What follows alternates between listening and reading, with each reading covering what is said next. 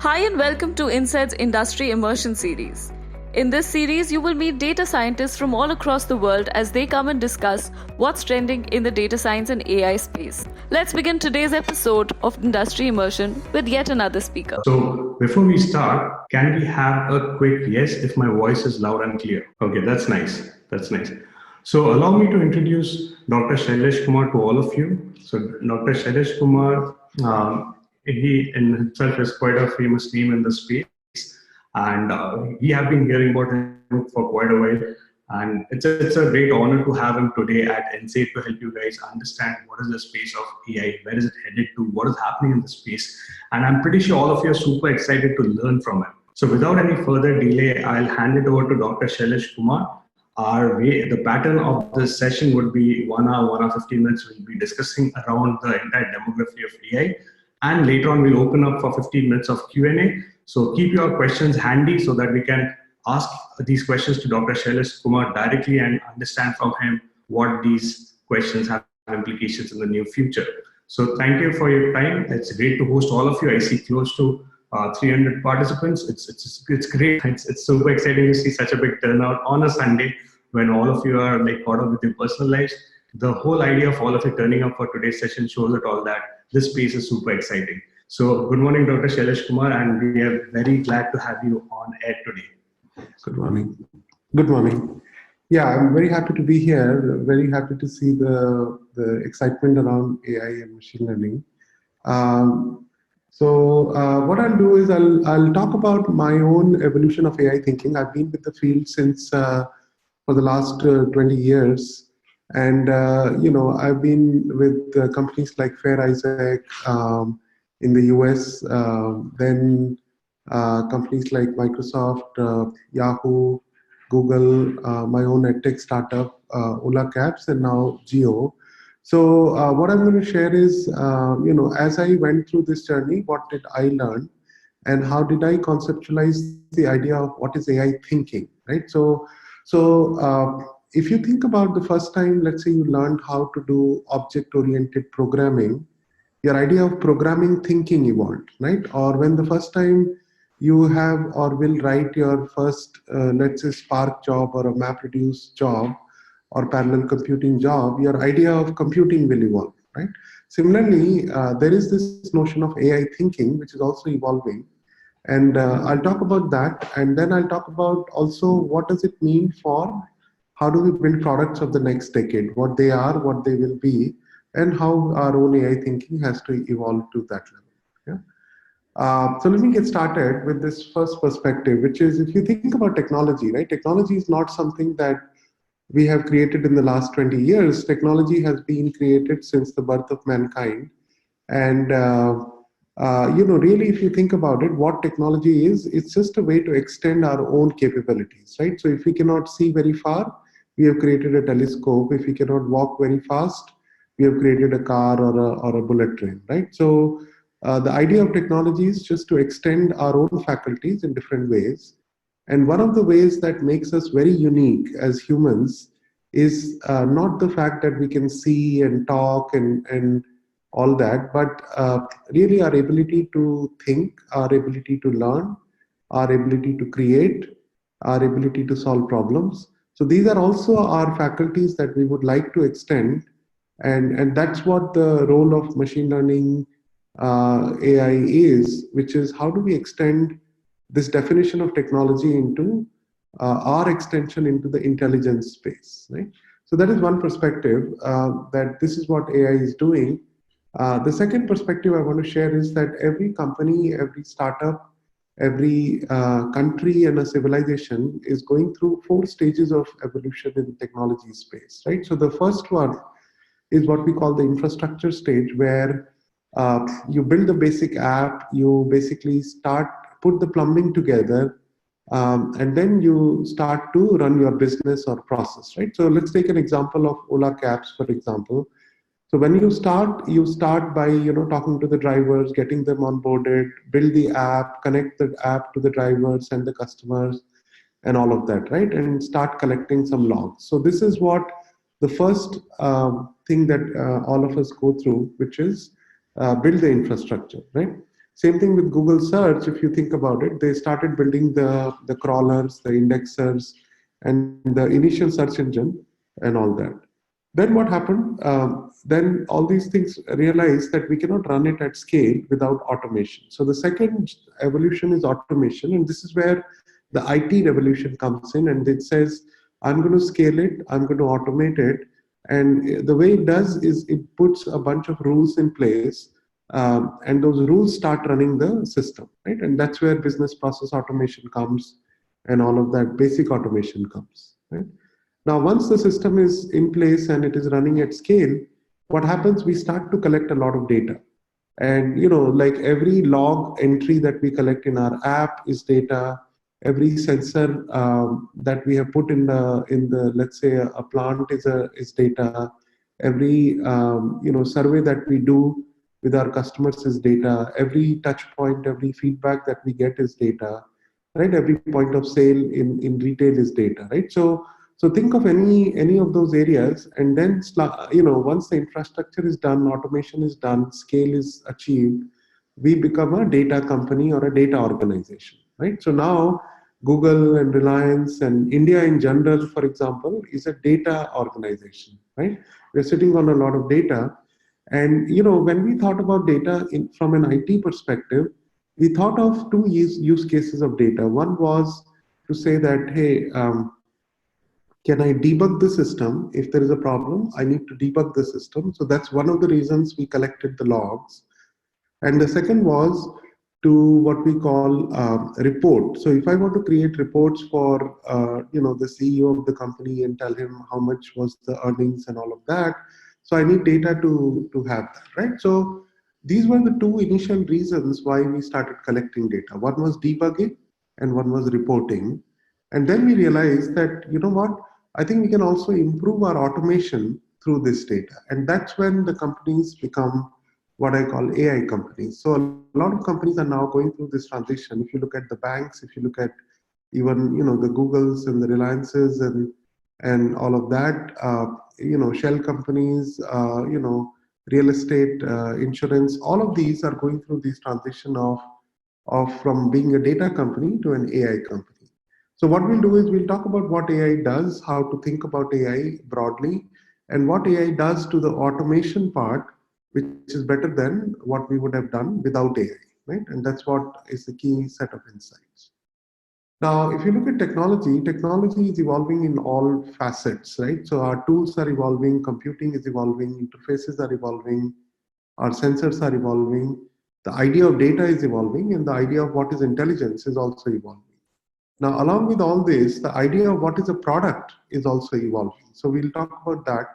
And the idea of what is AI thinking is also evolving, right? So that's kind of the broad theme that we'll look at all these evolutions and put them in a perspective.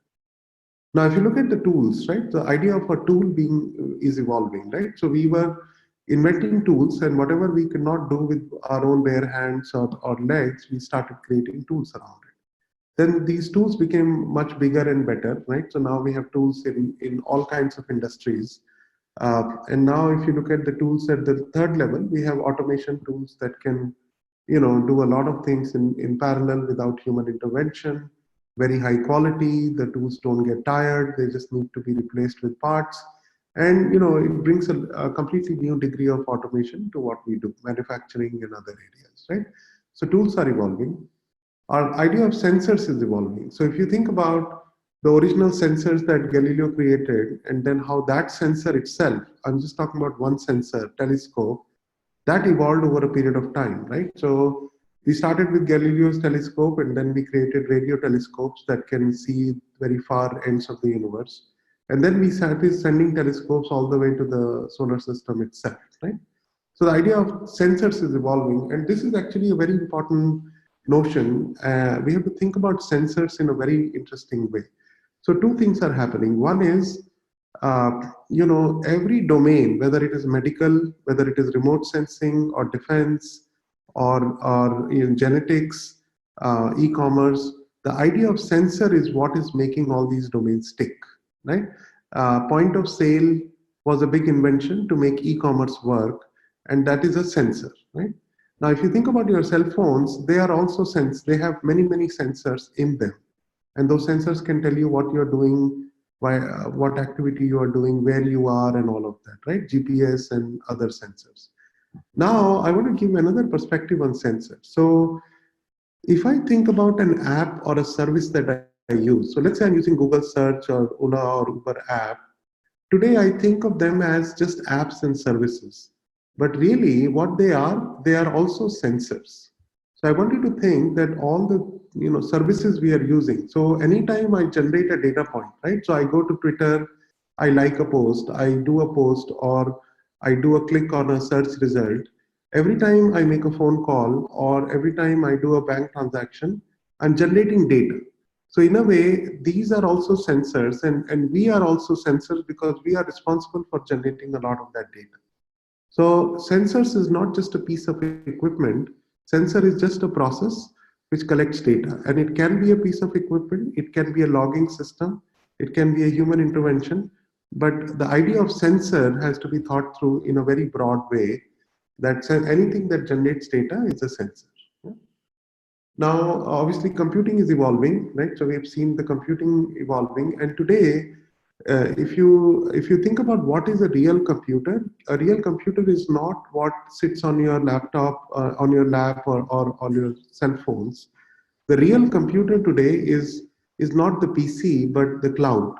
And your PC and your laptop and your mobile phones are just devices that are connecting to that real computer. So the idea of computing is very different. So all of our Gmail and YouTube and LinkedIn and WhatsApp are all sitting in the cloud. Not, they have a copy here, but they're all sitting there. So that's what the real computer is. And we have to evolve our idea of what is computing, given that that's what we are using. And the devices we are holding are just devices connecting us to the real computer, which is the cloud. Another leap of thinking. The idea of data is evolving, right? Back in the day when we said data, everybody thought data means an Excel spreadsheet with rows and columns is data, right? But today, data can come in many shapes and forms, right? Every transaction is a data. Every gene sequence that we can decipher is data. Every time a satellite makes a circle around Earth is data. Every time we sell or buy a stock is data. Every time a book is published is data. Every time you do an activity on the internet is data, right? Even when you watch a Netflix or connect to a person is also data, right? So everything is now data because it is being collected somewhere, and obviously it is going to further grow when every device in the world, whether it's a phone or a TV or a fridge or a light bulb, is going to generate data, right? So then it will become even more complex. So the idea of data is evolving, right? The variety of data, and who's generating it and how often is all evolving. The idea of interface is also evolving. So if you think about human to human interface, we have a very natural interface, right? We don't download an app for every person and go through a complex menu system. What we do, we just talk, we wave, we understand language, we see at each other, we recognize emotions and gestures and hand waving. So the idea of what is an interface is very different when we are talking about human to human interface. But when we talk about human to machine interface, the idea of interface looks something like this, right? So we have a very touch-centric, menu-centric, app-centric interfaces, but those are also evolving. Now, imagine if I could do the same thing in a conversation way, so I don't have to worry about maps and heavy duty UIs. And then even that is very heavy because nobody wants to type if you can just talk, right? So the idea of user interface is evolving, right? So it's not about colors and screens anymore. How do we go to a natural interface of speech and language and vision as opposed to heavy duty apps that we are used to, right? So the idea of interface is evolving, especially human computer interface. Now, let me give you one perspective on AI. This is the first perspective on AI itself, which is what is the idea of knowledge is also evolving. So let me give you a 30,000 feet view first, right? So I want you to imagine that there is some reality out there. This is the reality of the world we live in. right? Now, all of our life experiences are just a small sample of that reality, right? So we grew up in a certain place, we went to a certain school, we had certain friends. So in a way, we all have a different sample of reality, right? The world is what it is. We all have a separate sample of it. And that data is what we use every day to discover new knowledge and to refine existing knowledge. So what I mean by that is that imagine if you have a 5-year-old who has never seen a goat before, and she goes out and sees a goat for the first time, and she says, "Mommy, is that a dog?" And you'll say, "No, no, that's a goat. It's a different kind of an animal."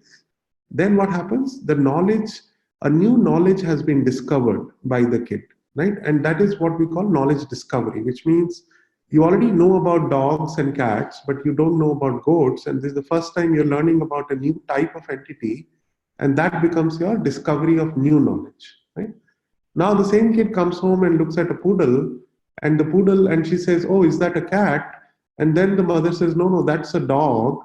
And now the idea of a dog is refined.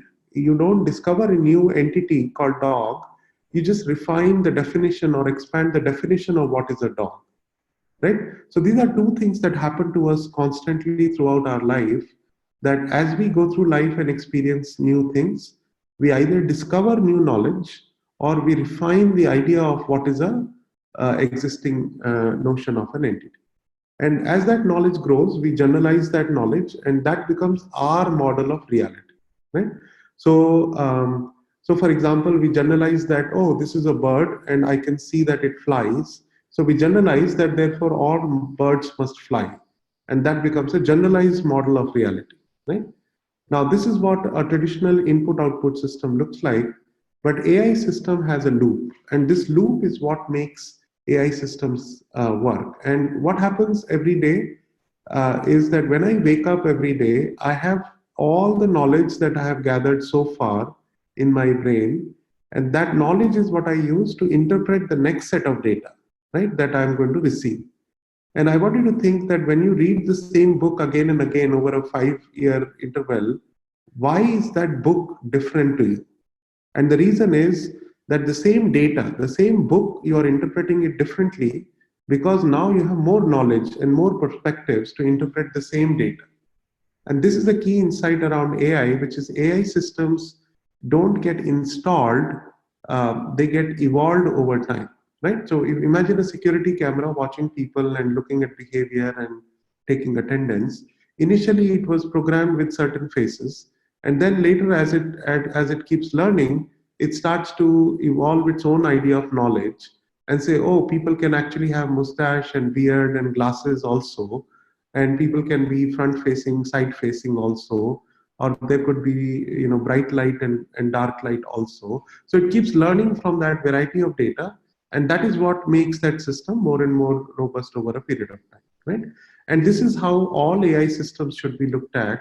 And this is one of the key differences between an IT system and an AI system. An IT system is static, but an AI system goes through this loop all the time, right? So whenever we think of an intelligent system, don't think you're going to install something. Think how will it be improved over time, right? Okay.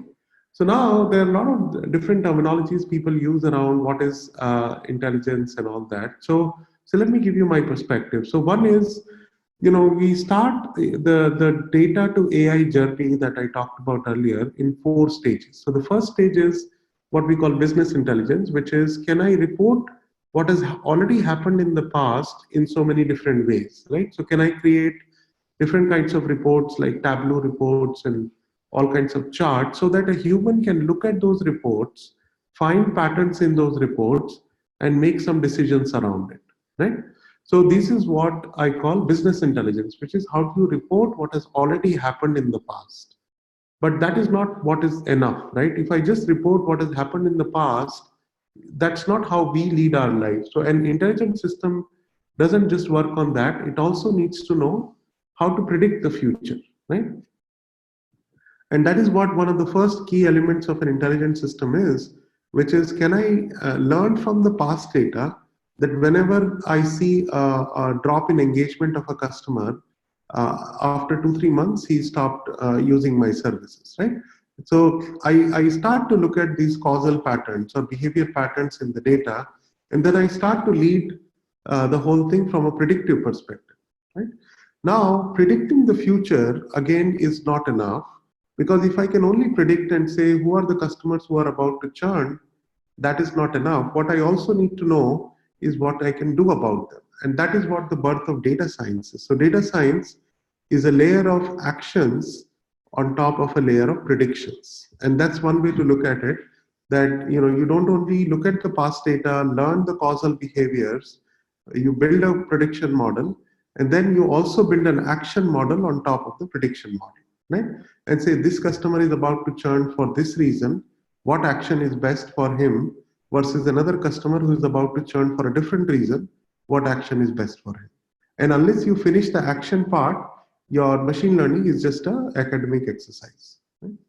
And then the last thing in AI is about exploring all possible futures and not just the current future. So for example, if you play chess, you look at the current board position, and if you only think one position ahead, you're not exploring all possible future. But a grandmaster, what he does, he looks at, if I do this, what will the opponent do? Then what will I do? Then what will the opponent do?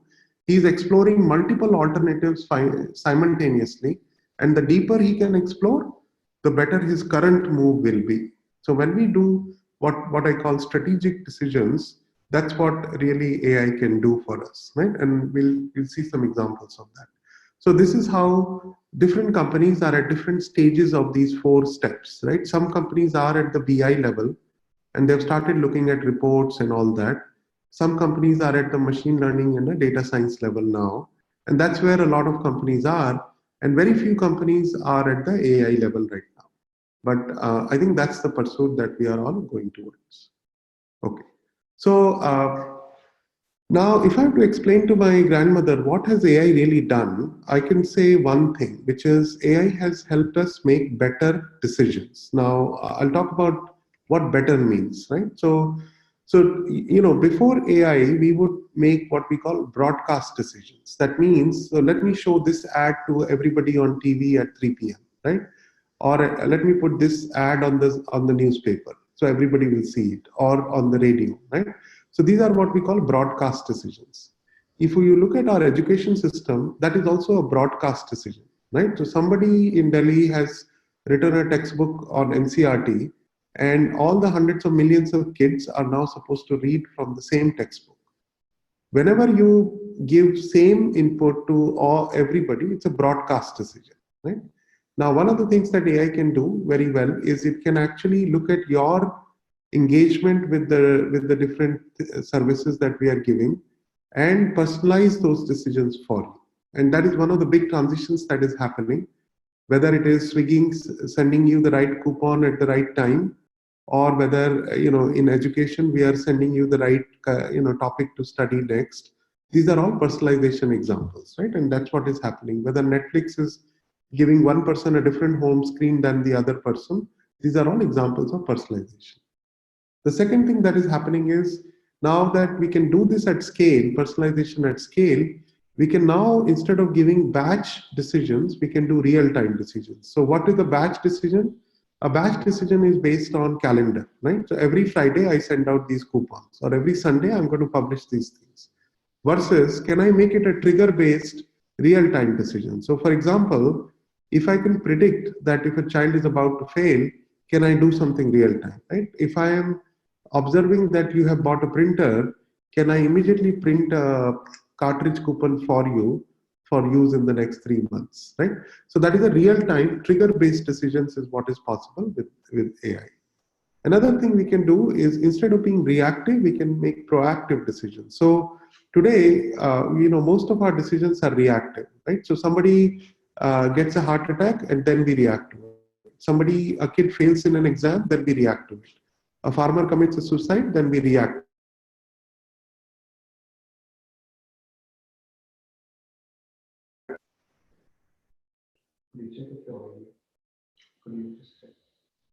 Hello, can you hear me? Yeah. Okay. So So, that is one of the hallmarks of a non-AI and an AI system. Then can it be proactive? So, for example, if I can predict that a customer is about to churn, before he churns, can I do something about it, right? If I can tell whether a part is about to fail in a plant or a car, can I do something beforehand and not wait for it to happen, right? And that's a very important aspect of our decision making. It will become proactive as we go along. And the last thing that will happen with AI is, instead of making tactical decisions, we'll make strategic decisions. So a lot of important decisions, for example, career path optimization, right? What should I study next? What course should I take? What job should I do? Should I do a startup now? Should I do an MBA now? These are all strategic decisions, because what you do now will affect your entire career. Similarly, education. What should I study next? Should I study whatever is in the exam tomorrow, or should I study what is fundamentally lacking in my fundamentals? So should I study that and then study for the exam, right? So today, our education, healthcare, and all of those systems are very tactical in nature, right? They just look at the short term next thing, but they're not looking at the long term. And the result is for all of us to see. So, for example, in a lot of places, if a farmer is making a tactical decision about his current crop and saying, I want to maximize the yield of this crop, I'm going to put a lot of fertilizers and pesticides. And if I keep doing it for 3 to 4 cycles, what will happen? In the long term, we have destroyed the soil and the water table with all the poisons that we have put in it, right? And that's what is happening all around us, that because we are making tactical after tactical after tactical decisions, we have lost the art of strategic thinking. And that's what AI can do in the long term. And that's what one of the holy grails of AI is, right? And if you think about, AlphaGo and chess, if we can do it in game playing, we can also do it in a lot of social endeavors like education, healthcare, and agriculture. All right, so we've seen how all these things are evolving, and AI is also evolving, right? So today, AI can do many wonderful things. We don't have to just collect data and sit on it. We can actually draw a lot of insights from it, right? We don't have to find an expert who will code the rules for us. We can actually look at the data and come up with the rules automatically, right? We don't have to record voices and YouTube and audio. We can actually have them converted to text. And that's what speech to text Alexas and Siris of the world can do. And then understand that text and take an action, right? We don't have to just record videos and have a person look at a security video and then decide, but can a security camera automatically have the intelligence built in that can detect certain kinds of events and react immediately, right? Google started off as a crawling and a search engine on keywords, but then it realized that the world is not made up of documents and tweets and blogs. It's actually made up of things, entities and their relationships to other entities and their attributes. So how do we go from reading to understanding, right? And how do we go from moves to strategies? And we have seen that how AI systems can now learn long-term strategies around different things, right? So AI is evolving in all of its facets. And today, AI is at a 4-year-old level, if you will, which is it can do all the basic things well, right? It can understand language well, it can understand vision well, it can understand speech well, it can have basic robotic skills, right? We are heading towards autonomous vehicles now, so it can drive places. It has the ability to understand maps and plan your trips and all of that, right? So we have AI at that level, and now we are ready to build products at the next level by putting it all together, right? And that's what I want to talk about next, which is what is an evolution of products going to look like, right? So if you look at what products our parents and grandparents thought were interesting products, right? And this is what product 1.0 was, which is these were products that came with programmed intelligence. They were physical in nature, they were highly reliable, and their reliability is growing. And these products are still being built and being shipped all over, but these are the products that we call product 1.0.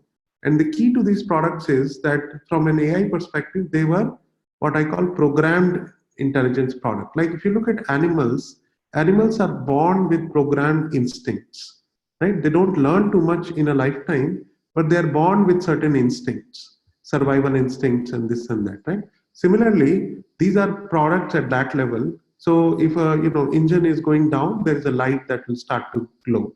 Or if the ambient lighting is very high, your screen will become brighter automatically. So this is what we call programmed intelligence, right? They are not learning over a period of time.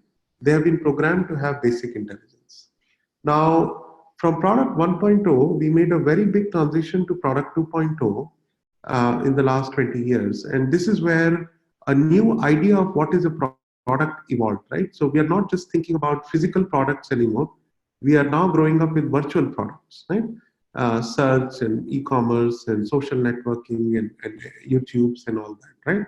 So the idea is now, what are these products and what is it that makes them intelligent and different than product 1.0? So if you look at these products, one of the key characteristics is that these products are not built intelligent, they become intelligent over time with usage, right? So if all of us don't contribute and use these products will not become intelligent. And that's one thing we have learned, which is how do you engage the user and build intelligent products by using that engagement in their advantage, right? And this is what we call crowd intelligence. The other thing that we have learned from these products is how do you take one machine learning idea or an AI idea like search or advertisement or recommendation engine or link prediction, how do you take one such idea, build a product around that, scale it to the planet level? So we have learned scale of one machine learning idea is what we have learned in the last 20 years. And that's a great, it has changed the world we live in. Now, product 3.0 will not be just an improved version of search and Google, and YouTube. It won't be just a virtual reality on top of 2D videos. It won't be just a voice-based search or voice-based chatbots. It's not just that is an incremental interface thinking. But like product 1.0 to 2.0 went from something to completely different, product 3.0 will also be completely different. And in my mind, product 3.0 is what I call ecosystem intelligence product. So for example, a smart city is a product of the next decade, right? A connected home or a connected car ecosystem is a product of the next decade. And these are going to be very different than the product 2.0. Product 2.0, what happens? People make these products intelligent. People talk to these products individually, and because of crowdsourcing, these products become intelligent, right? So people to machine is what product 2.0 is. Now imagine product 3.0 is machine to machine. When machines are talking to each other and learning and organizing and optimizing, that is when product 3.0 will emerge. So let me give you one example, right? So if you think about cars today and how we plan our commutes every day, what do? We decide when to start, what route to take, and we make a prediction that this is when I'll reach the office. And we all are optimizing our own objective functions of minimizing our own commute times without knowing what others are doing at the same time. Now, what is an ecosystem product? So if you think about all the cars connected on the cloud, and every car knowing where their master wants to go and when do they want to reach where they want to reach, can they all get together on the cloud and optimize globally for everybody, right? And say, and then tell their this thing that, hey, you should start at this time and take this route, and the other person, you should start at this time and take this route. Now what will happen? A collective intelligence will emerge, and all of us will be able to do globally optimal things instead of trying to locally optimize our own objective functions, right? Same thing with housing and connected homes. Imagine electricity consumptions. You have to send more electricity to homes in one part of the day, and more to offices in the other part of the day, and more to malls and other parts in other days of the week, right? So how do you optimize your energy efficiency of the city? How do you optimize your transportation? How do you make sure that all the parts and lifts and other things are working right? So this is what the next generation products are going to look like. And we're going to have to evolve our AI thinking and product thinking to match those kind of evolutions. All right, so let me give you one example of product 3.0. And what I mean by, we are ready to build such products, right? So one of my favorite products is what I call a teaching machine. And the idea is that if you look at the student teacher ratio today, it's very skewed. We have very, very few good teachers around the globe for so many students who are hungry to learn, right? Now, if we could create a teaching machine which kind of augments the teacher, what would it take to build such a system, right? So I wanted to imagine a tablet is the new teacher, because this is what I can give to all the villages and all the places where there are no schools and teachers, right? Now, this tablet would have to recognize the formula, the handwriting, the languages that people are using, and the images they are drawing. This AI system will have to profile each student and say where the student is in the learning part, what do they know, what concept can they apply, what kind of mistakes do they do, what is their behavior in the test taking. And then I can use this profiling for each student to actually do a very high degree of personalization, right? What should I teach you next? What kind of teacher, content wise, right? Do you like this kind of teaching style or that kind of teaching style? How do I personalize that content for you? What is the right problem I should give you now? Just imagine that, right? Today, everybody gets the same homework. It's a broadcast system. Now, tomorrow, with this personalization, I can tell exactly what concepts you know, what concepts are you not knowing. I can actually predict that, if I gave you this problem at this stage of learning, what is the probability that you'll be able to solve it? And if that number is high, 0.9, or very low, 0.1, then I should not give you that problem, because you will either find it very easy or very hard to solve. So I want to give you the problem that you can solve with a probability of 50% chance. And that is the kind of right problem to give you. And if you think about education as a strategic sequence of actions, giving you the right problem at the right time, giving you the right content and the right curriculum at the right time, will really lead to a very, very personalized education, which is a long-term strategic journey of a student. And all the things we talked about, right? It is going to be personalized, proactive, strategic, and real-time, right? All of those components will be there. And then obviously we want to make the machines a lot more human, right? Not apps and and menus and all that. Can a kid talk to a machine the way he talks to a normal teacher? And the machine understands all the gestures and speech and conversation and all of that, right? Now, if you think about all these building blocks, they're all out there, right? And we can just put them all together to build a product 3.0, like a teaching machine, which can completely change the way we think about education systems, right? So, so to build such systems, our AI thinking has to evolve. So what does that mean? So if I look at the current systems, so take Google, for example. We've been doing AI for the last 20 years. If you think about banks, they have been now onboarding AI systems into their banking infrastructure, or insurance companies and all that. What are they doing? They have become what we call a collection of models, right? So if you look at Google search, is a separate model. YouTube recommendation is a separate model. Spam detection in Gmail is a separate model, right? So it's become a collection of models. Similarly, in the banking world, the bank started in the COBOL era, and they said, "Oh, we need to grow our customer base. I need a customer, acquisition model." Then they said, "Okay, now I need a, cross sell and upsell model. Then I need a, customer churn prediction model." So now, over a period of time, all the old companies have accumulated a collection of models, and that's what it looks like.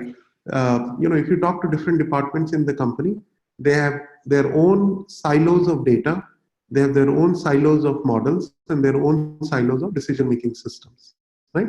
And that's what is now has to change if we have to build what we call a different kind of an AI ecosystem, which is a system of models, which means a model is not sitting in isolation of another model. It is actually, its output is an input to another model, right? So let me give you an example. So imagine my final model in this picture is an allocation model in Ola or Uber, right? Which says, should I allocate this customer to this cab at this time, right? Now that model takes in many, many inputs, right? One of the inputs could be, is this customer ETA sensitive? right? Will he cancel the ride if I give him a ride which is longer to arrive to pick him up? Is this customer a price sensitive customer, right? Is this driver a safe driver? Is this customer very sensitive to driver quality? Now, if I look at all of those are internal models that I have to build in order to finally build the allocation model, right? And this was my own evolution of AI thinking, which is that I cannot now think of, each one's problem as a separate problem. So how I give coupons to customers and how I give incentives to drivers are not two independent models, because if I do one thing right here, I get a lot of customers onboarded, but I don't have enough drivers on the other side. So I cannot think in silos anymore. And that's what we realized when we worked at those kind of problems, that a lot of next generation AI systems will have to have a very complex microservices architecture where models will have to talk to other models, right? And then the final outcomes will have to come out of that. So that's a very big evolution in how we have to think about AI. It's not just building a collection of models that we've been doing. All right. So now let me move on to the second part, which is, if you look at AI courses out there, you will see like hundreds of them, right? And each one is so intense and it has so many algorithms you have to study. And you wonder why the hell there are so many algorithms. Is there, some kind of a theme that I should look at from a top-down perspective? So what I'll do is, I'll first talk about the different kinds of algorithms, and then I'll tell you what is the unifying theme behind all these algorithms. Yeah. So the first class of algorithms is what I call summarization algorithms. So what they do, they can take a large amount of data. So in this case, we have taken like 10 years worth of, e-commerce, not e-commerce, retail data of electronic customers, hundreds of millions of customers, and then we have clustered them into 50 types. So what that does, it summarizes your entire data into something you can manage. So here each square is a cluster, and these are the products that this group of people buy and all of that, right? So there's a lot of summarization algorithms out there. They can summarize your news, they can summarize your corpus, they can summarize your retail data, customers in different ways, right? Another class of algorithm is what I call semantic algorithms, which are now able to understand language without knowing the dictionary, without knowing the grammar.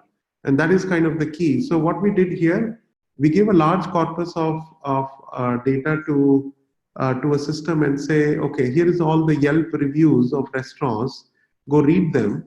I'm not going to give you a dictionary, and I'm also not going to tell you which are spelling correct sentences or not. I'm not going to tell you that these are grammatically correct sentences or not, because people are going to type what they're going to type, right? So there are going to be a lot of errors in the data, but there's enough data for you to now go learn from. And once it has learned that, I asked the system, tell me the meaning of the word ambience.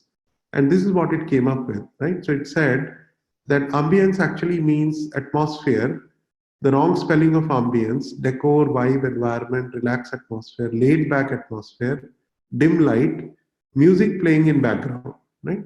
So a machine that has actually never went to a restaurant, all it has done is read a lot of reviews by people, is now able to figure out the meaning of words which are even as complex as ambience. Not only meanings of words, we can now also understand meanings of sentences. So the purple sentence is the query sentence, and I'm saying tell me the similar sentences, and it comes up with these sentences, right? So the idea is now machines can understand language and sentences, even if they are not spelling correct, right? So these are all wrong spellings and wrong grammars. And even then the machine is able to figure this out, right? So this is going way beyond our current NLP techniques. Another class of algorithms is what I call extraction algorithm, which is given a piece of text, we don't remember the text. At the end of the day, after looking at the text, we extract knowledge out of it. And that's what our language centers do in the brain. When we read a novel, when we watch a movie, when we read a blog, we don't remember the words and sentences and paragraphs, but we extract the knowledge out of it. And knowledge is nothing but a set of entities and relationships. And then that becomes the knowledge graph in our brain that we keep evolving, right? As we keep consuming more and more knowledge. So we need a way to convert text into these knowledge graphs. Another class of algorithms is what we call interpretation algorithm. Given an image, today machines can tell you that this is a person, this is a chair, this is a dog. Tomorrow, the same systems will evolve and they'll be able to tell you what breed of dog it is, and what is the posture of the dog, and what is the age of the girl, and is it a boy or a girl or a male or a female. It'll also be able to tell you the brand of the chair, right, and the wood flooring. So the idea of vision, what it can do, will keep growing. Similarly, if you look at a tweet or a review is not just a simple positive sentiment, negative sentiment thing. Today, machines can actually go all the way down and tell you what entity we are talking about, which aspect of the entity we are talking about, and what is the sentiment on that aspect, right? So it's a three-dimensional space. So here in the example, we are saying Flipkart is the entity, delivery time is the aspect, and the sentiment is positive, right? Moto E is the entity, RAM and processor and whatever grass, these are the aspects, and then what is the sentiment around it, right? So the idea is, we should be able to interpret things at that level of depth. Another class of algorithms is what we call prediction algorithms, which is about how do you predict what is about to happen, right? And we talked about it. So there's a lot of machine learning algorithms of this type. Another class of algorithm is what we call recommendation algorithms, which is they can tell you what a customer is about to do, or whether he's going to take this coupon or not, and would like this movie or not, right? So these are all recommendation algorithms. And one of the most important recommendation algorithms that we want to build is something around this, right? So imagine there are two students. One of them knows certain concepts better than others. So the circles are concepts that he knows. Green is where this student has a high score, and red is where this student has a low score. So these are my two students. And now I'm wondering, what concept should I give student A to learn next and student B to learn next, right? If I want to build a personalized education system. So I can now predict that, this concept, is what he'll be able to learn because he knows the prerequisite better.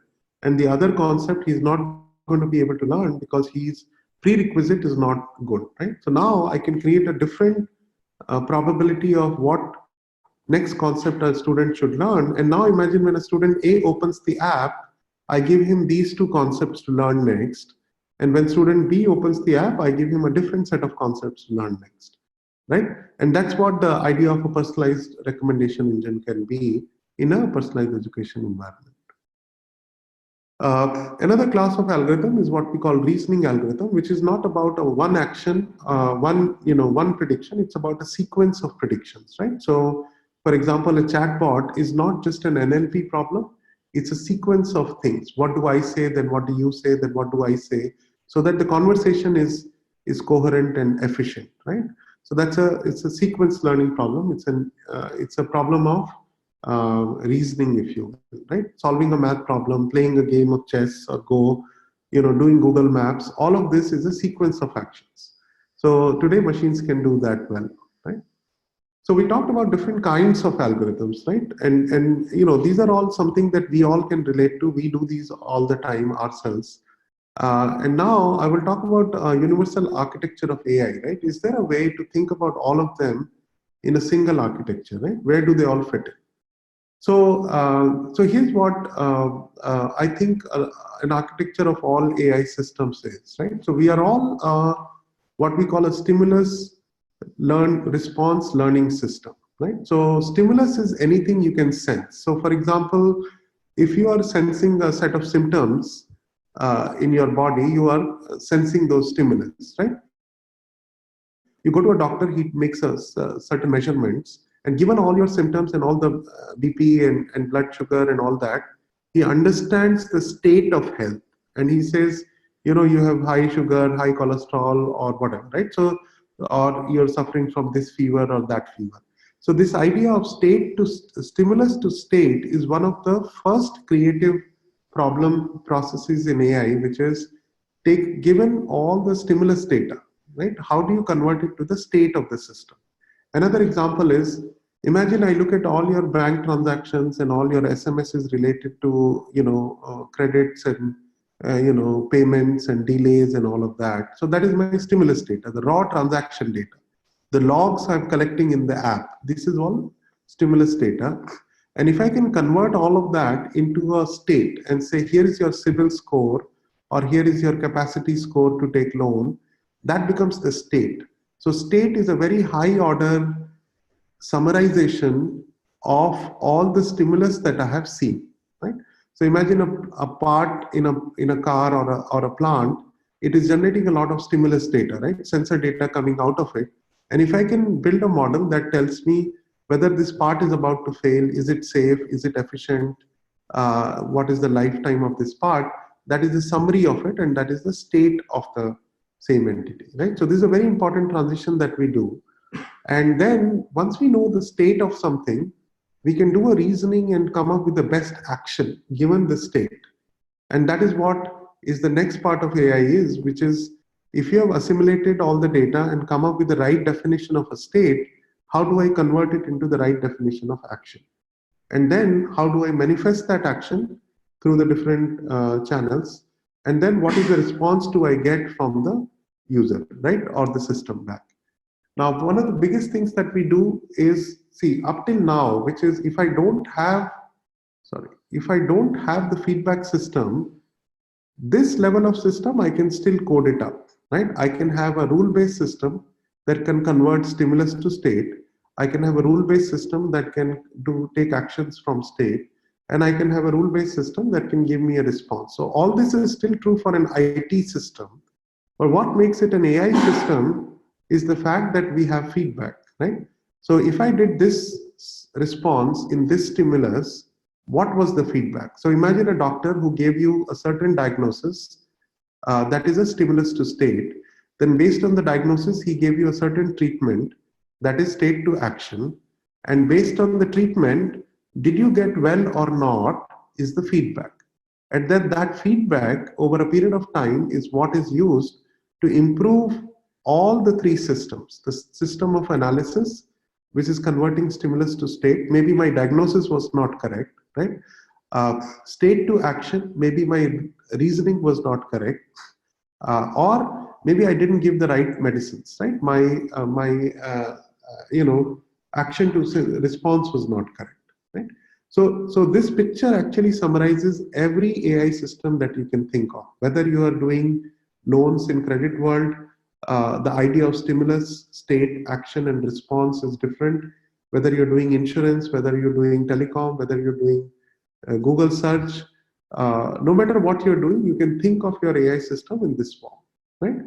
And all the machine learning algorithms are either stimulus to state algorithms, which is saying, so for example, in Alexa or Siri, stimulus is a voice that a user speaks, and analysis is the voice to text, and then the state is the intent of the text, and then what should it do in response to it, and how should I simulate the action, and then whether the user likes it or not. All of that journey is this whole thing, right? So vision algorithms, segmentation algorithms, all of this is stimulus to state algorithm, and on the right side we have recommendation engines and other things are state to action algorithms, right? So you can think of all AI into these two types of algorithms that we build. Now, in all of this, the key is that in the last 20 years, not only have we improved the sensor data, so we are getting better stimulus, we have also improved our definition of what is a state and the possible actions that we can take, right? But a lot of people ask me, so what should I do? Should I learn R or Python to become a good data scientist, right? And really, data science doesn't begin with R or Python. It's like saying, should I use a Mac or a Windows to send you an email? That is how dumb that question is. Really, the machine learning journey starts with, what are my metrics that I'm trying to optimize, right? And on the left, I'm showing a very nice dialogue in Alice in Wonderland where she says, I don't know where I want to go. And then the cat says, then it doesn't matter if you don't know where you're going, any road will get you there, right? So it doesn't matter. So if you don't know how to define your metrics well, it doesn't matter whether you use Python or R or TensorFlow, it just doesn't matter, right?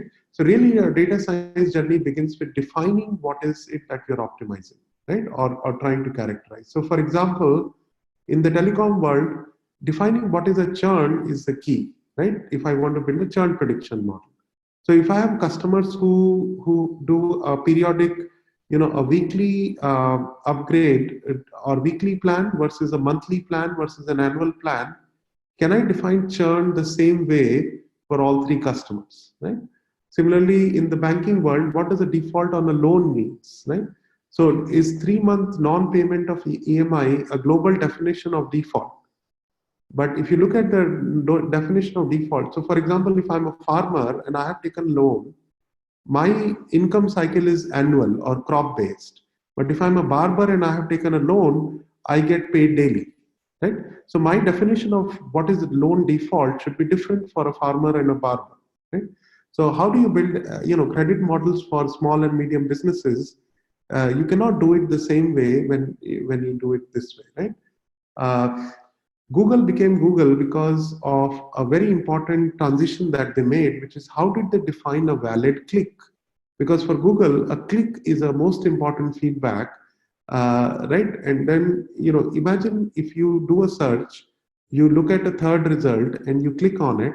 And if you immediately come back because you didn't like what you see, that means that was not a valid click. So Google actually took many months to figure out how much time should a user actually spend on the page to call it a valid click. And once you define what is a valid click, then you can build a click prediction model and all of that, right? So the real journey in data science is not about modeling techniques and all that. It's really about formulating your business problem into the right set of metrics and then saying, is it a summarization algorithm? Is it going to be a semantic algorithm? Is it a prediction algorithm? Is it a reasoning algorithm I have to use? And then comes the tools that come after that. Yeah. So optimization, formulating your business problem is the key to a good data scientist. Now, another thing that a lot of people talk about is, hey, what is it that is going to make my startup different than the others? What is it that makes Google different than Bing, or Uber different than Ola, or Flipkart different than Amazon, right? What is it that makes an AI company or a product special? And in this movie, there was a very interesting dialogue that he says that when everyone is super, no one will be, right? And that's for the world that we live in today, because today everybody has access to cloud computing, right? So nobody can claim that I can scale better than the other guy, because everybody can scale today, right?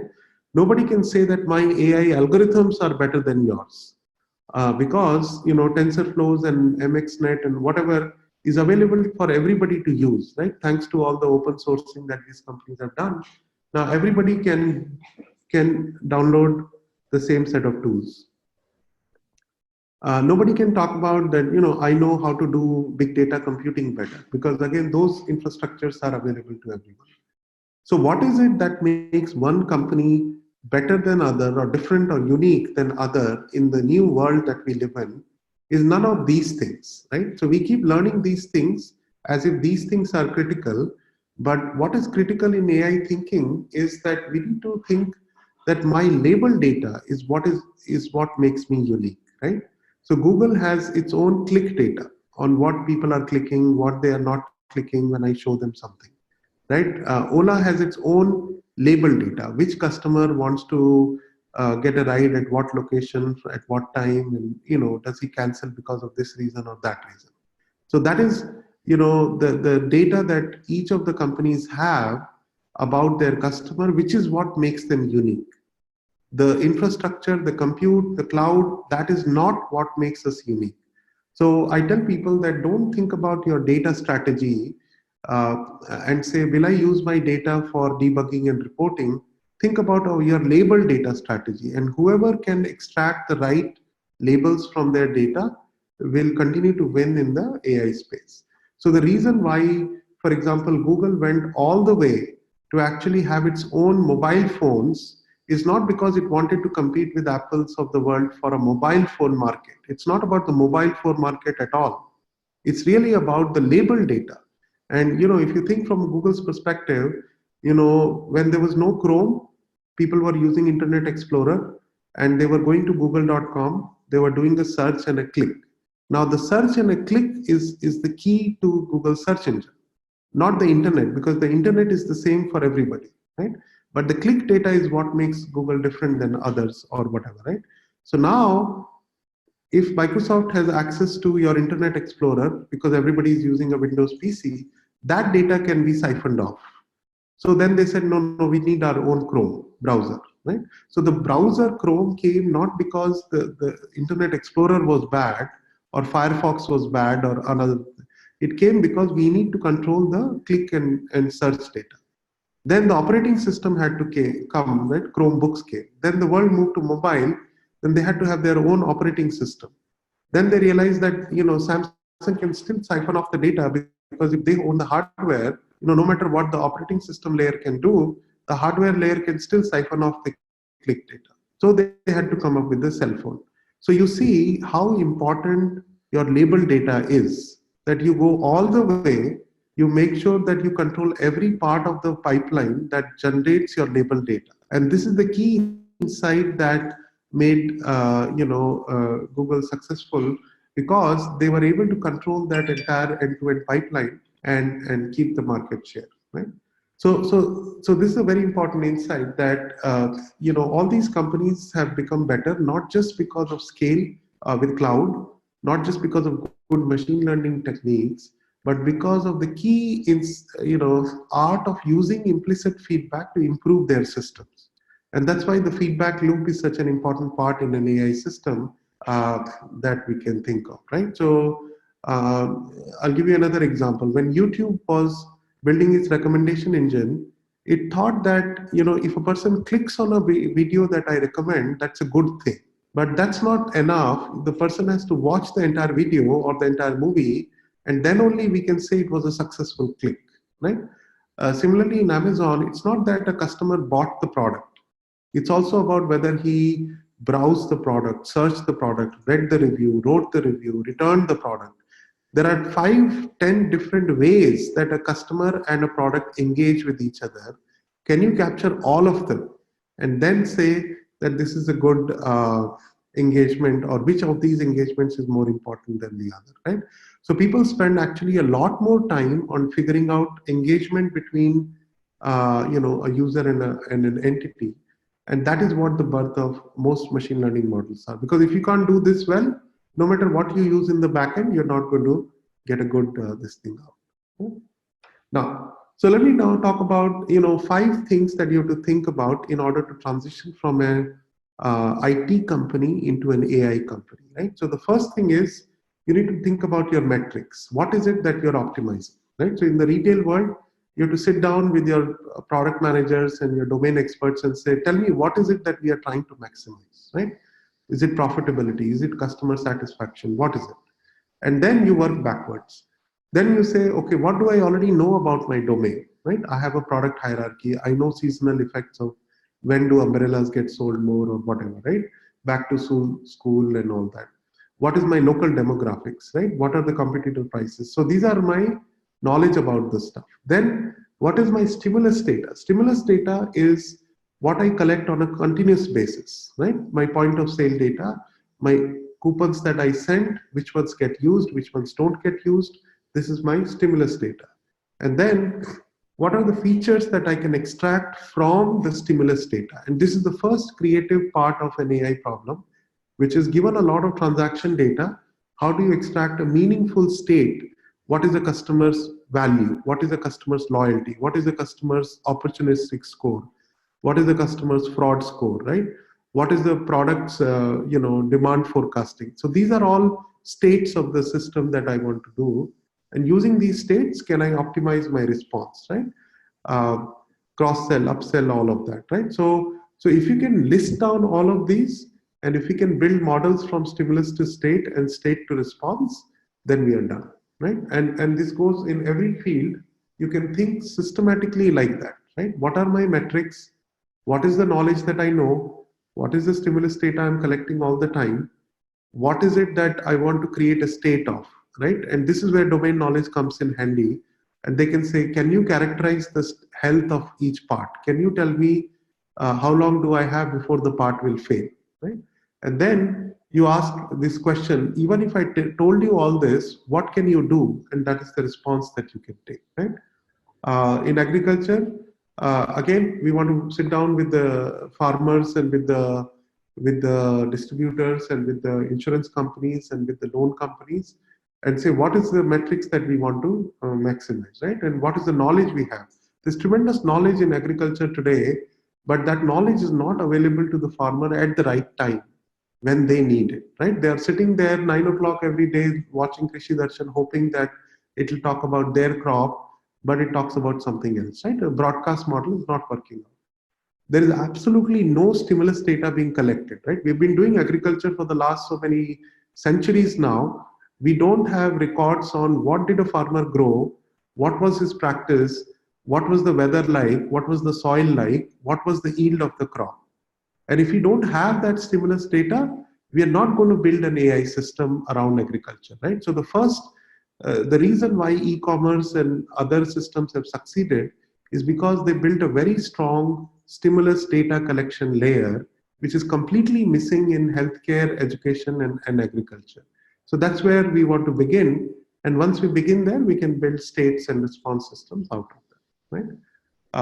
Same thing in education. Today, what is happening is although the students are learning, they're all going to school, they're doing homeworks, but all of that stimulus data, which is being collected in their notebooks, is thrown at the end of the year. Only the student sees it, the parent sees it, and the teacher sees it, and it gets lost. And unless we start collecting that data properly and using it properly to build the next thing, which is given that a student takes longer to solve this step of this problem, tells me something. Given that in a Byju's system, a student is rewinding a video again and again and watching this again and again, tells me something about that video or the student, right? So we need to start looking at data collection as a very big foundation in all these areas in order to build a new kind of healthcare and education and agriculture systems, right? So if you think about big data, right? People talk about, oh, Google is a big data problem and e-commerce is a big data problem. So these are the numbers. But if you think about what we could do in the education space, if we could collect what every child is doing on every step in every problem, we'll have a much bigger big data problem in our hand, because we all don't do search every day. We probably do 3 or 4 searches in a week, but every student is solving at least 10 problems a day with 5 steps in it. And imagine if you could capture all of that, what magic can come out of that kind of data. Yeah. So education, healthcare, again, Fitbits and all that. Now we are getting into healthcare quite well, but still electronic health records are not there, right? Doctors are prescribing something on paper. We are taking the medicines or not. Nobody knows what happens to that patient. So it's all in shambles in terms of the data layer itself, and that's why our healthcare systems are suffering, right? So let me skip this slide. But now, so hopefully we understood that there is a proper template of thinking about AI, right? And that was the point of these 5 examples, that if you want to think about why is my banking system not doing well, what can I do? Why is my insurance not making profit? What can I do? Why is my education system not working? What can I do? Any system you take, think of these 5 things, find the gaps there, right? Is it a gap in knowledge? Is it a gap in stimulus? Do I not know my metrics well? Can I not convert stimulus to state well? And do I know all the responses can I do? If you think of these 5 things, you can transform any IT system into an AI system. Yeah?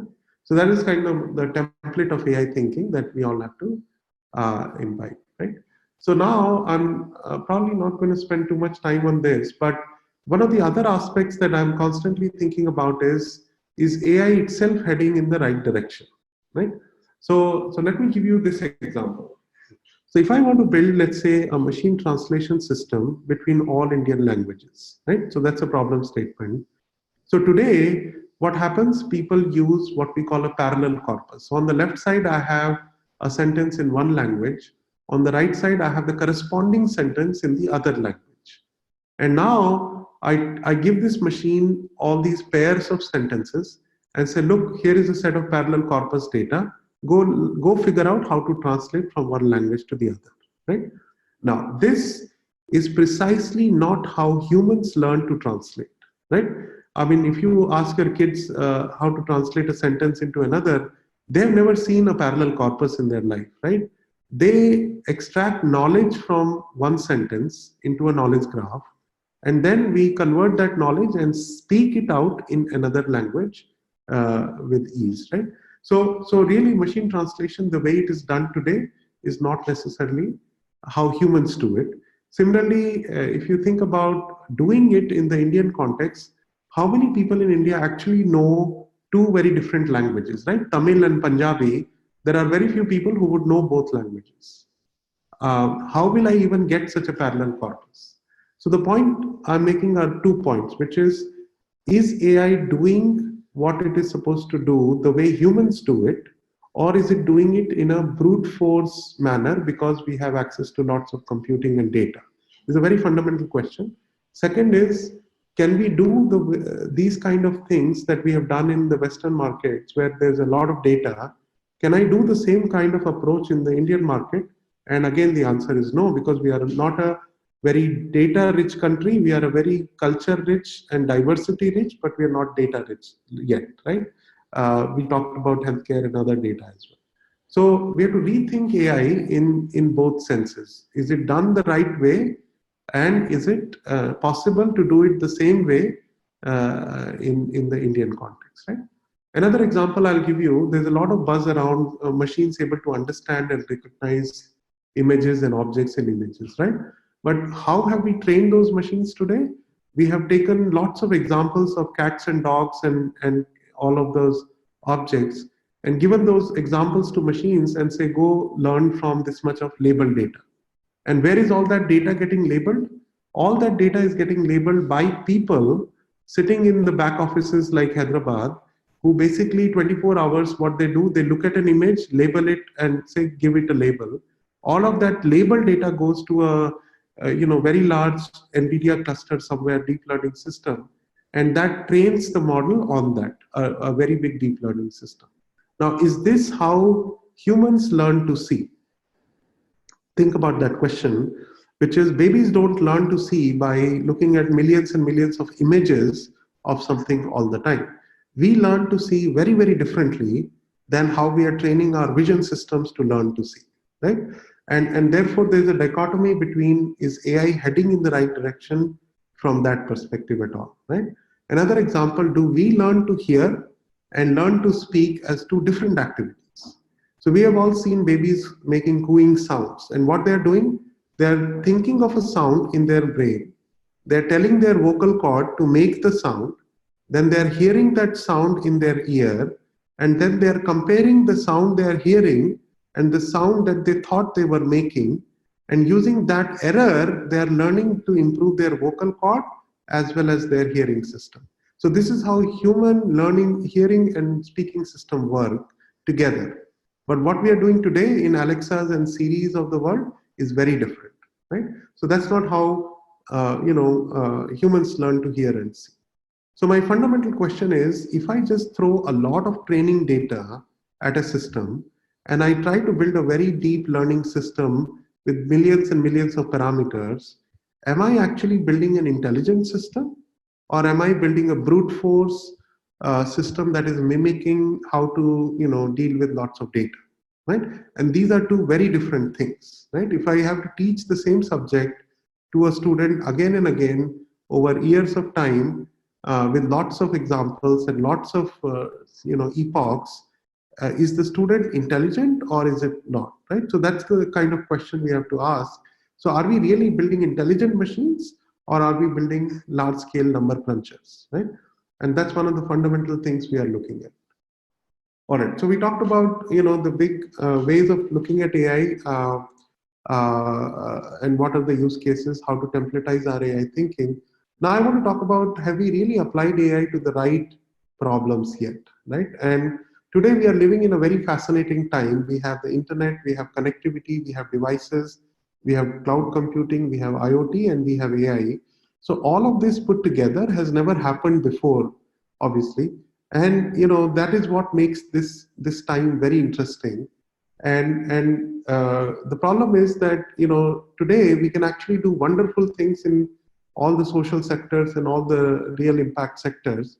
But today we have only applied AI to some very shallow problems yet, right? So if I look at this Google I/O, and I don't want to play the whole thing, but hopefully the audio will come. Yeah? Then you will see that people are using AI for this kind of problem, which is booking haircut appointments or using a chatbot and all that, right?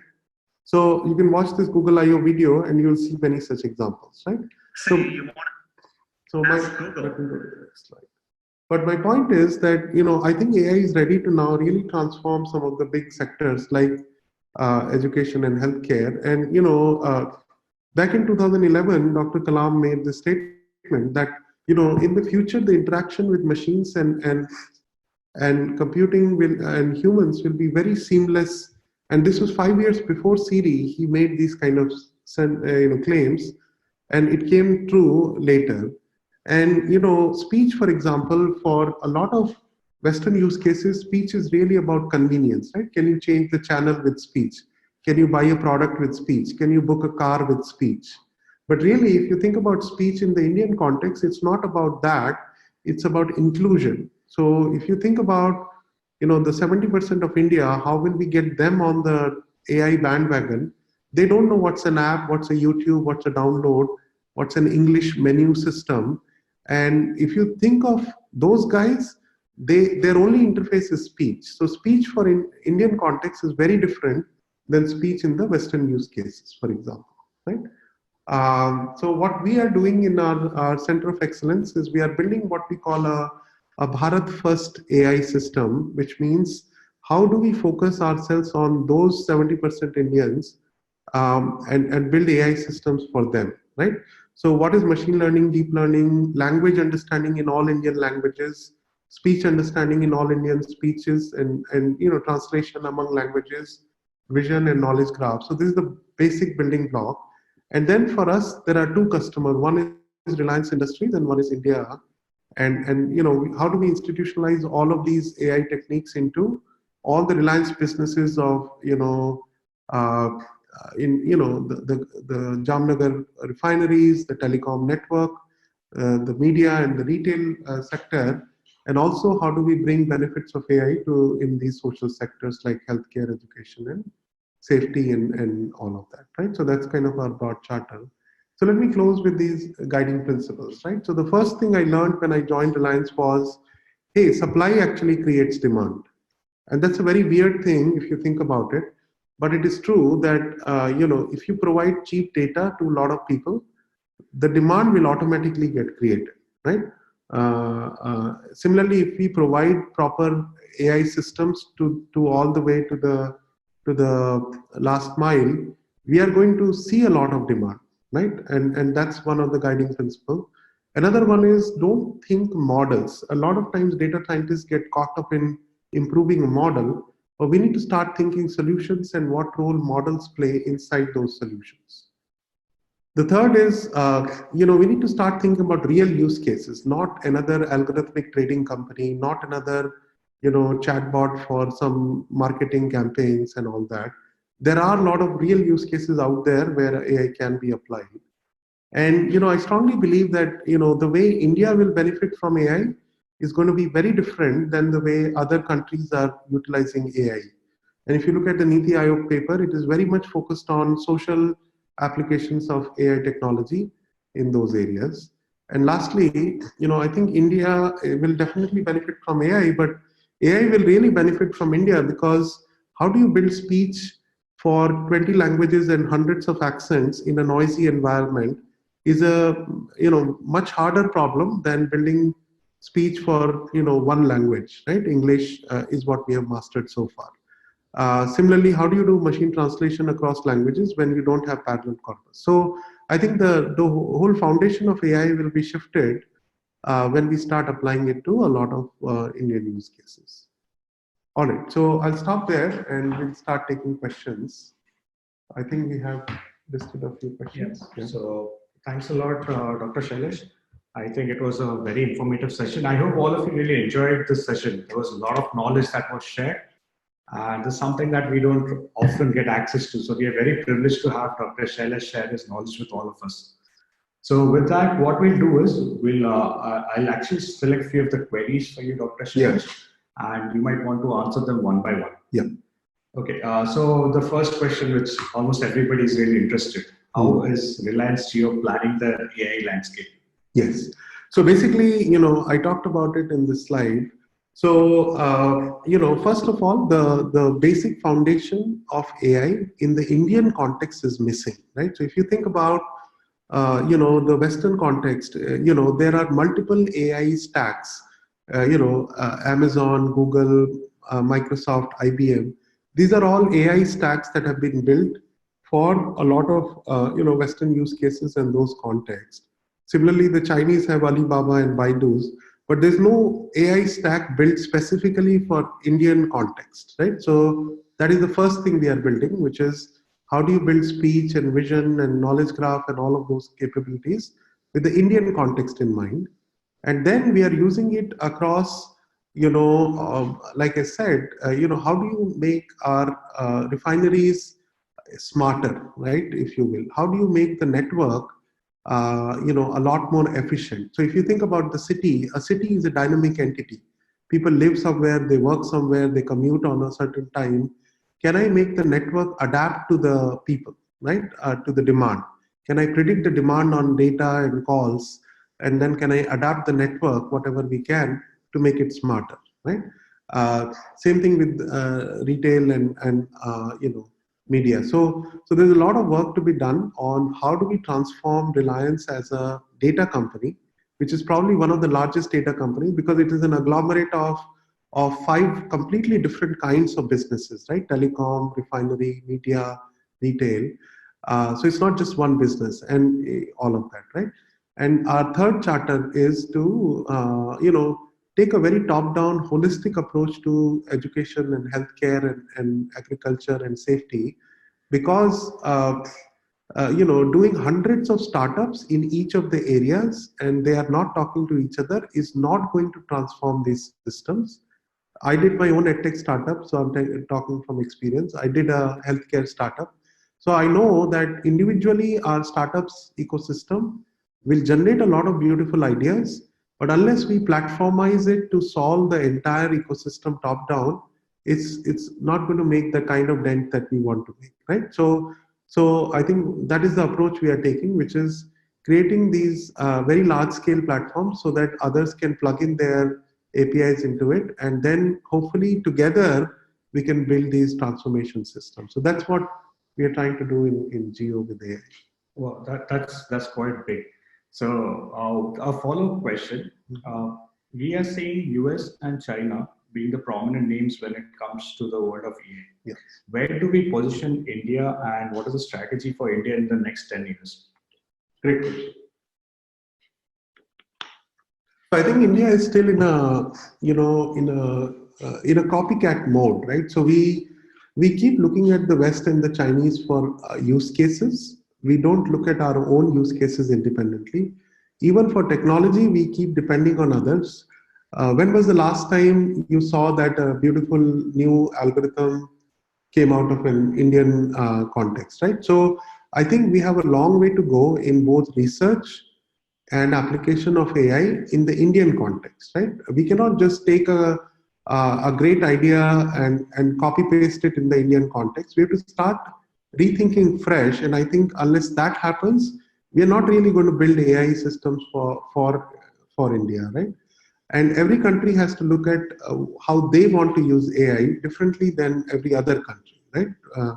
And different countries are at a different stage of evolution in terms of different things. So for example, if you look at the Western education system or healthcare system, they're already pretty advanced, right? They're already full of very nice policies and regulations and all of that.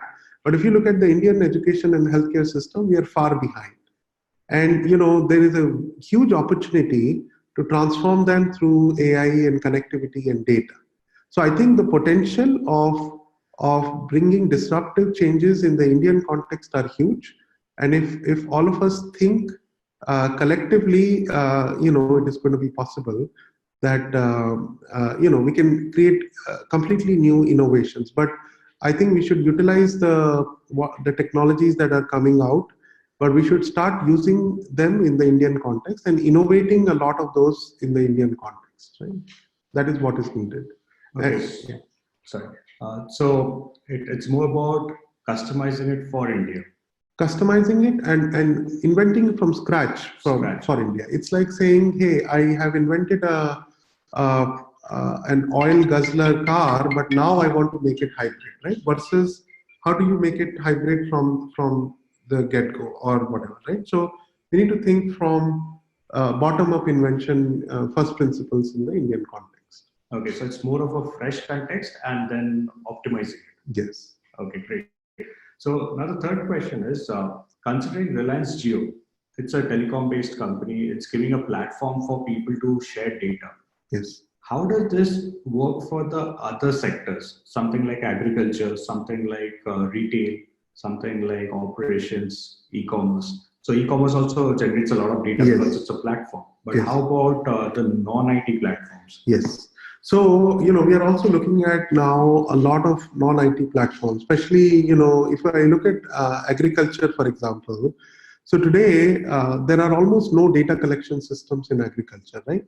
So what we are doing is we are looking at, how do we put sensors on the ground for what we call the, NB-IoT sensors. So we can collect a lot of data around the soil, what is the pH, what is the moisture, what is the nitrogen content, what is the biome of the soil. Then how do you collect that and then look at the, remote sensing data that, we keep sending satellites every now and then, but the farmers are not getting the benefits out of it, right? So remote sensing data, soil IoT data, weather data. So today our weather systems are very coarse, right? So they're not, they're not at the resolution that we want, right? 50 kilometer by 50 kilometer weather prediction is not going to help an individual farmer. So the sensor resolutions have to go further up, right? So what can we do there? So the idea is when we think of an ecosystem thinking, it's not just, one thing. We have to think, if I want to transform agriculture, how do I create new sensors? How do I collect all of data? How do I combine that data with other sensor data and then deliver precise advisories to farmers and fishermen and all of that, right? So that's how we are looking at these problems at a very top-down, holistic way. Awesome. So now let us switch from the industry side to the participant side.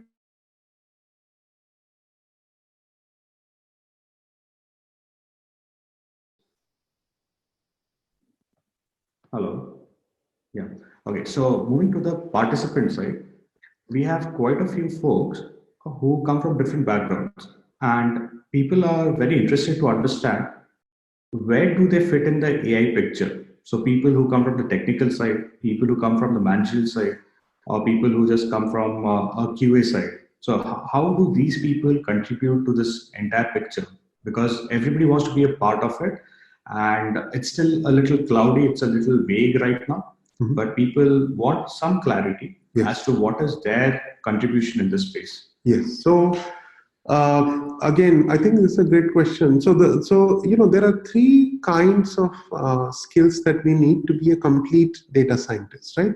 One is a domain knowledge skill. So if you come from a domain knowledge, you worked in a certain domain, healthcare domain or a finance domain or manufacturing domain for years together, I think that is a very big value that you bring to the table, which is domain knowledge, right? So that's the first thing that a data science community needs.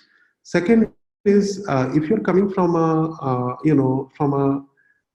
embedded system or sensor technology or telecom, or electronics and electrical kind of a background, there's a lot of sensors that have to be built. And if you think of yourself as a hardware person or a sensor person and all that, you can start looking at sensors in different areas, right? Remote sensing and water and genetic and all that, right? So there's a lot of sensor work that needs to happen, without which there's no AI possible. Third area you can get in is by looking, if you're a programmer, so you know, software engineering is a very important skill in data science. And, you know, we need to think differently about AI systems. Like I said, typically when I think of a software app that I have to build, I think of a client server and a call and you know, a database lookup and a front end. But we need to think differently about an AI system in terms of logging, in terms of learning and training platforms, in terms of microservices.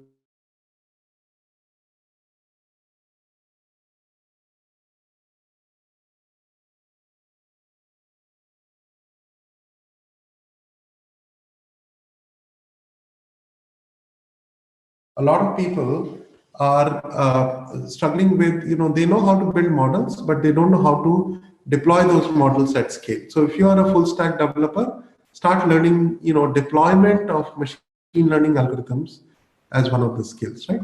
And if you're coming from a math and statistics background, then you have other kinds of opportunities around,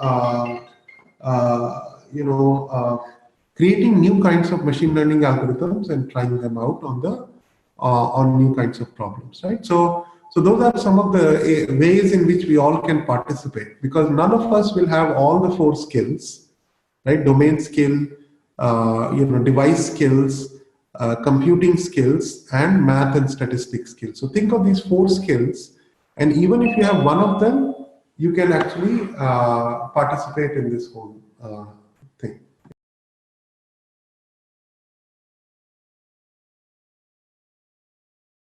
Out there for all of us to participate in, right? So, for example, let me just. So for example, you know, there are courses in ISP, there are courses in INSOFI, there are courses in triple ITs and you know, Bangalore and Hyderabad. There are a lot of courses out there which will get you started. And I think, you know, this kind of a talk gives you a broad perspective that, oh, these are the kinds of application. This is how I should think about AI. Once you have this perspective, you can go down and start to learn the right kind of courses from online or these kind of places. Because upskilling is a very key requirement. You can't just have an incremental approach to participating in this. Excellent. So I think this gives us a fair idea that end of the day, we all have to change. Change is the only constant. So as the world progresses, we ourselves have to keep updating ourselves. Now, you may not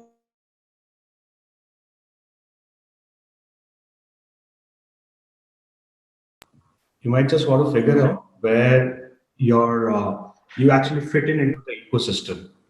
Okay, so all the folks, whatever participation you have, please make sure that all of you try to understand what is the space, understand that it's a pretty huge space and not one person can contribute. It has to be an army of people who are going to contribute. And likewise, choose your future accordingly, choose your career accordingly. One important thing that Dr. Shailesh has helped us understand is upskilling is the need of the hour. So let us all focus on the upskilling part. Now, since we are running out of time, and I would really love to continue this, but it's already post our time. I'll kind of summarize a few questions that actually ask the same stuff. So, Dr. Shailesh, we have been getting a lot of questions which actually imply that I work in XYZ field. Okay. How do I start applying AI in my field? Yes. So what is the general rule of thumb that one should follow to start applying AI in their respective fields? Very good question, right? So I think the first thing you should do is start talking to your domain experts, your product managers, your business heads, and ask the very fundamental question, which is, what decisions do we make in our business today? How do we make those decisions today? Are they rule-based? Are they gut-based? Are they historical-based? What kind of data do we collect in our businesses today? And can I make those decisions from data instead of from my rules, right? And once, you know, everybody is on board that thinking, which is, so what I encourage my students in ISP who come from different companies and you know, they ask the same question. I say, go back to your organizations and ask these fundamental questions, right? If you're a banking guy, you think about the questions that your banking sector has to answer, right? Should I give him a loan or not? Is this a credit card transaction fraud or not? Is this a valuable customer or not? Is this offer valid for this customer or not? So these are all decisions. So once you know the kind of decisions your businesses are making, then you go to the next layer and say, tell me how we are making those decisions today. And the people who are making those decisions may not be aware that they can actually improve those decisions. They can actually learn from having made the wrong decisions in the past, so that they don't have to continue to make the wrong decision. They can actually learn from the data that they have collected to improve their decision. This thinking has to come, and it is a generation gap almost for people to transform from an IT thinking person to an AI thinking person. And one of the big things we can do is, in our organizations or startups or whatever we do products, is to bring this new kind of AI thinking, which is what is missing in the old guard and the new guard. And that's what we have to do, right? So even, we talk to people from Ministry of External Affairs, from Income Tax Department, from CAG, from all these government institutions. And we see a lot of, openness to transforming their decision-making capabilities using AI and machine learning, right? So same thing in healthcare and hospitals. So you go to hospitals or insurance companies and say, how do you make your decisions? How do you optimize your supply of your blood bank, right? So once you have a catalog of decisions, then you can start to work backwards and say, what can I do to improve those decisions, right? Am I collecting enough data to improve those decisions? How do I measure whether the decision was right or wrong? So once you ask these fundamental questions, that's when the journey begins, if you will, right? And that's what we need to kickstart in every organization that we are. Yeah. Awesome. I think that gives us a lot of value, and that helps us understand this entire ecosystem much better. I think this 1.5 hours was very well spent for all of us. We improved our knowledge exponentially. There were a lot of things that were a little cloudy for us, but definitely things have started making a lot of sense to us right now. So on a parting note, before I wrap it up, Dr. Shailesh, there are a lot of folks who are actually interested to know that is Reliance Jio hiring. So that's something that we'd love to know. So let me share the email address. So what you can do, if you are if you are looking for a job in this area and you want to come and join us, you can send your resume to jio.ai at ril.com. Jio.ai at ril.com. And you can you can do an internship with us if you are still studying. Yes. If you are if you are into speech or education or healthcare or agriculture or remote sensing or retail, whatever is your area of expertise, you can highlight that in the resume. And we are building a team of 200, 300 people. So we need a lot of people who can think outside the box. And if you're a PM and if you are passionate about building AI first products and you have ideas, you can talk to us. If you have a startup, we have a startup ecosystem. We can go through the startup channel and all of that. So there are many ways to contribute, and we would love to hear on that jio.ai. Just send a resume and tell us what kind of role you are looking at, and then we'll get back to you. Awesome. So Dr. Shailesh, I think not only did you give them a lot of information, but you also showed them some future opportunities. So guys, I think with this, we would conclude our session. A big hand for Dr. Shailesh for the wonderful information that he shared with all of us. Do feel free to reach out to jio.ai at ril.com if you guys want to pursue careers in this field, but do make sure you have relevant knowledge that you're applying for.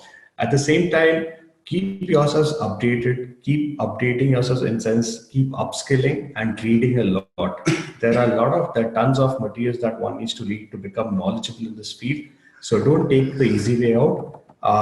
On a parting note, I would say it's been an honor having Dr. Shailesh here. What I would really carry forward from this session is AI in itself is vast.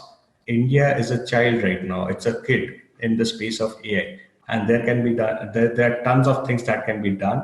And I'm really eager to get into this space and kind of contribute, which I've been doing for some time now. And I would really love to see all of you start this journey along with me.